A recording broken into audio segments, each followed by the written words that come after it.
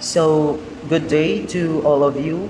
So, in this video lecture, this will be the continuation of our week 2. Okay, ito yung hindi natin natapos. Okay? So, our previous topic, we talked about objects that travel. Okay? Diba, usually, our examples nung nakaraan is we are dealing with objects that travels in a horizontal line, which is also known as your x-axis, such as car, di ba? Yung car, okay, they only travel in a straight line. Okay, laging straight line yung pinag-uusapan natin, or also known as horizontal motion. Okay? Now, for this next topic, we will talk about vertical motion. Ibig sabihin, okay, vertical motion. Or ito yung mga objects na nagmo-move pataas at pababa. Okay, some example of these are your rockets. Diba? Yung rocket, when you throw a ball upward and it goes downward. So ito yung mga object na nagta-travel pa-upward at downward naman since we're done with horizontal motion. Okay? And the title of our topic is all about free fall. Okay, free fall motion. From the word free fall, okay, of course, this is downward motion. So what do we mean about free fall? It is a state of a body that moves freely in any manner in the presence of gravity. From the word falling, di ba? Say for example, hinulog mo yung ballpen mo sa third floor ng building.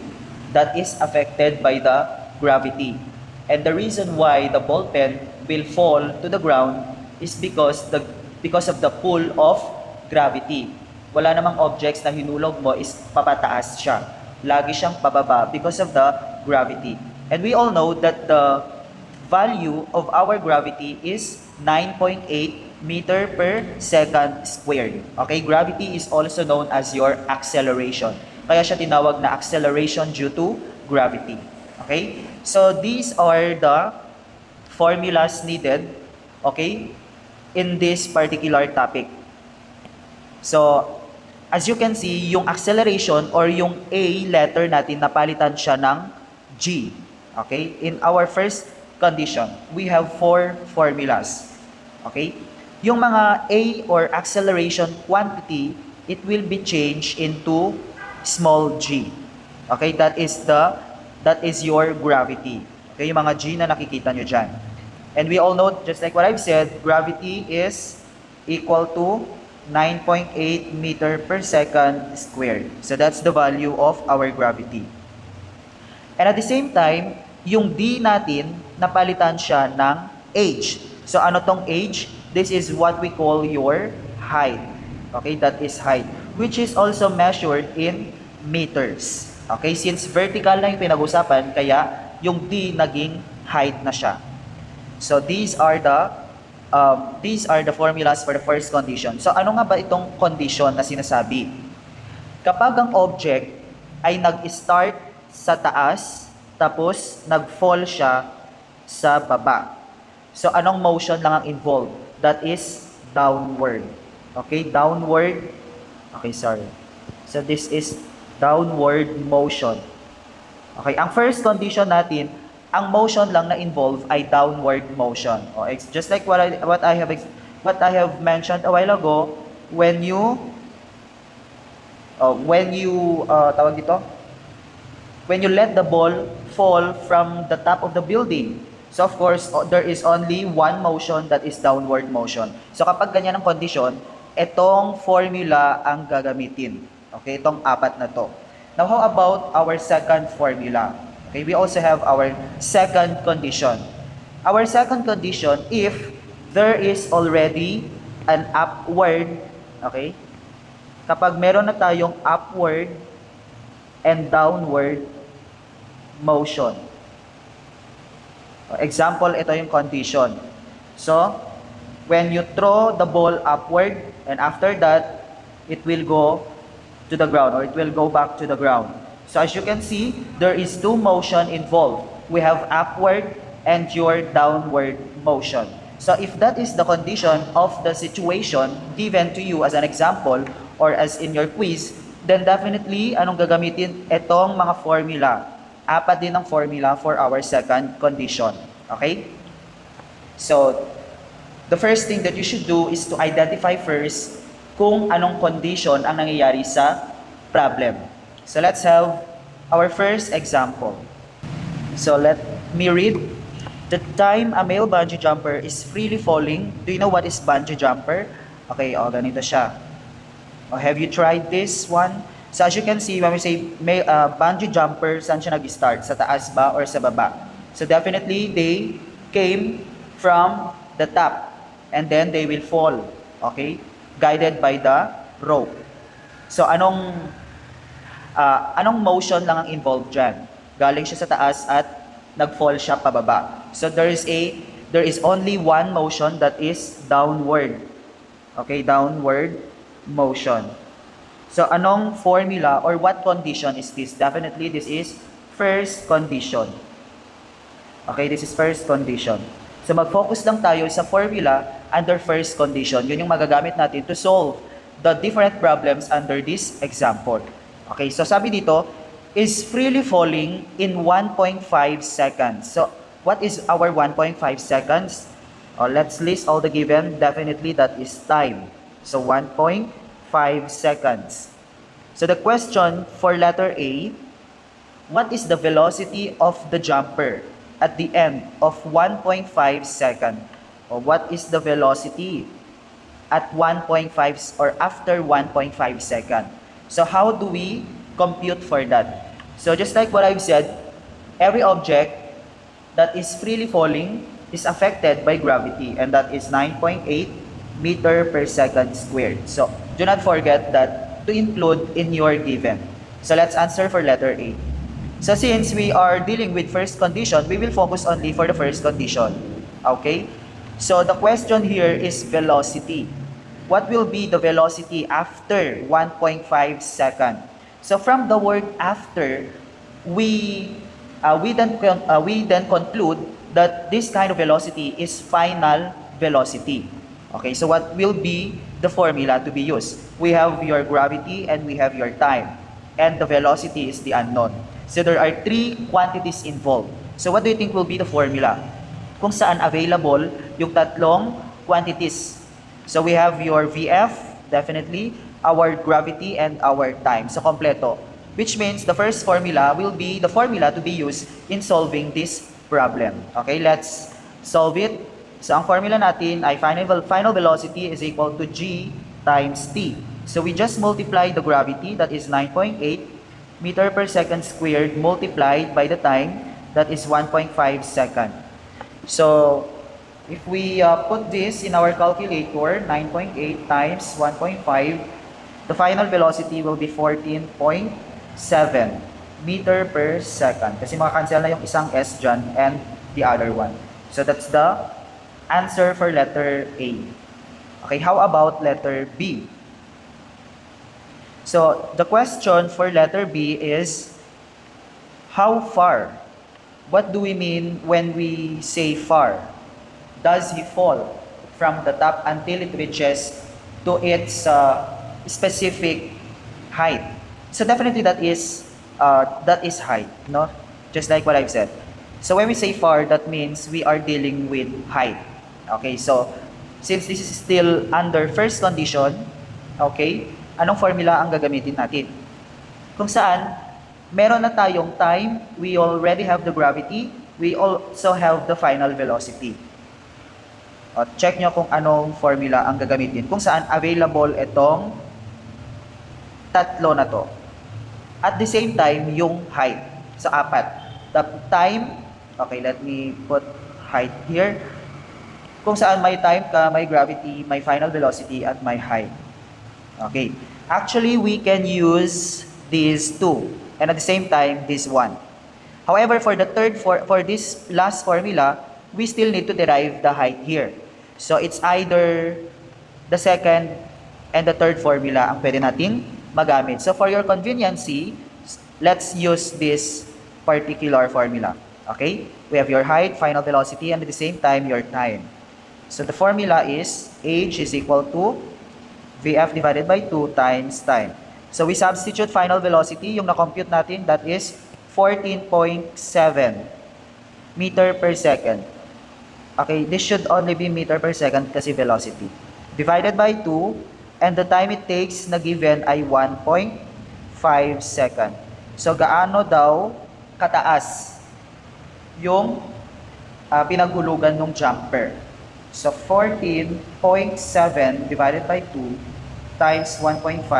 Okay, the answer is 11.03. We round it up. Okay? So, what will be the unit? We cancel the same unit. Ang natira ay meter. So, that's the answer for this problem, yung letter B. Okay, for the last problem, we have this example. A ball is thrown upward. Okay, let's say this is the ball that is thrown upward. Okay, sorry, it should not be like that. Thrown upward. Okay, yan. Okay, with an initial velocity, okay, that is VI. So our VI is 20 meter per second. Now the question is find the estimated height at 1 second interval for the first 5 seconds of its flight. So anong ibig sabihin dito? Ang sinasabi dito is at 1 second, what will be the height of the ball? Now after 2 seconds, what will be the height? 3 seconds, 4 seconds, and 5 seconds. Okay? So after every 1 second, gaano kataas yung tina-travel ng ball? So that's the question. That means, okay, the unknown here is height. Okay? Height at 1 second, height at 2 seconds, until 5 seconds. So that's the question mark. At the same time, gravity is 9.8 meter per second square. Okay. So what particular condition is this? Since there is already an upward motion, since the ball is thrown upward and after some time, it will fall to the ground. There is also a downward motion, which means it will be the second condition. Okay, it will be the second condition. Okay, what are the given or what are the available quantities involved here? Okay, of course, we have meron kang initial velocity, we also have gravity, height, and of course, the time. So, anong formula kung saan present yung mga na-mention na yun? Kung saan mako-compute natin ang height. Can we use this? We do not have final velocity. We have initial velocity, so we cannot use that. How about this one? We have your initial velocity. We also have the time it takes since 1 second hanggang 5 seconds. We have the gravity and of course, again, the time. Okay? I'm sorry, may squared dapat dito. There should be unsquared here. Yan. So, the formula to be used is this one. Okay? Let's do it. So, H is equal to VIT plus 1/2 GT squared.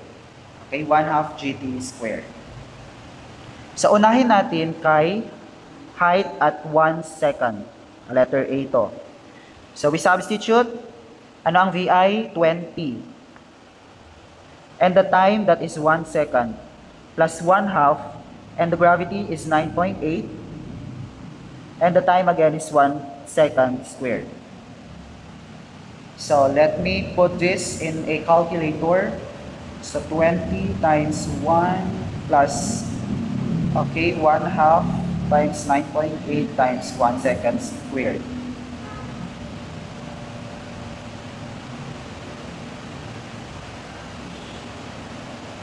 Wait.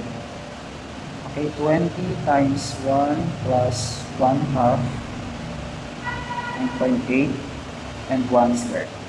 So the answer, at 1 second, after 1 second, when you throw the ball, naka-reach na siya ng, na-reach niya na ang 24.9 meter na height. Okay? After 1 second. Now, how about 2 seconds? What will be the height after 2 seconds? So we just change the time here into 2 seconds. So same given, 20 times 2 seconds plus 1/2 and the gravity which is 9.8 and then 2 seconds squared. So what will be the height, okay, after 2 seconds? The answer is 59 point. Okay, I'm sorry. This should be negative. Palitan natin, may mali. Ang formula pala ay negative. So, let's restart. The first one, palitan lang ng negative. Okay, negative.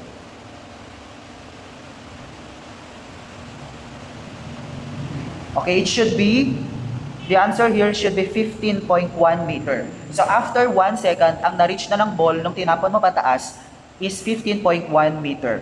Now how about after 2 seconds?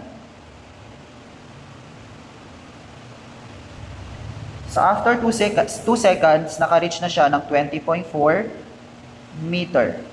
Okay? Now how about height after 3 seconds? So the same, 20 is our initial, 3 second na plus, okay, that this is minus 1 half, 9.8 and 3 seconds squared. Okay, what will be the height after 3 seconds? Okay, 15.9 meter.